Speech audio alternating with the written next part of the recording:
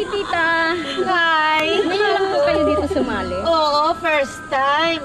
Ngayon lang ako nagkaroon ng oras. Oo, pero enjoy. Kaya enjoy kami. Ang saya-saya nyo naman. Ito nga palang BFF ko, si Cory Oka. Knows ko BFF. Babagets.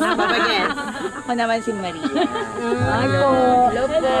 Ay, ako nga po pala si Ana. Aha. Linda, si Kulcha, tsaka si Manay po.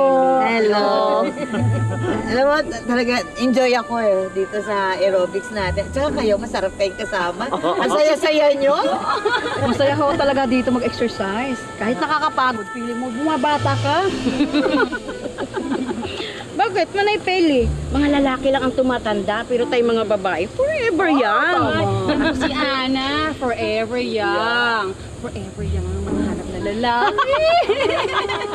Hoy, ang tawag sa akin ng habulin ng young boy, Kogarl. Chinichismis niya ako kay Tita Cory, ha? Tita, sila lang ang may gusto sa akin, pero ako, wala akong hilig sa mas bata sa akin. Pero alam mo, okay na rin yung 10 o kaya 15 anyos lang ang pagitan ng edad yun ng boyfriend nyo. Kasi naman, si Beverly, kalahati ata ng edad niya yung pagitan nila ng boyfriend niya.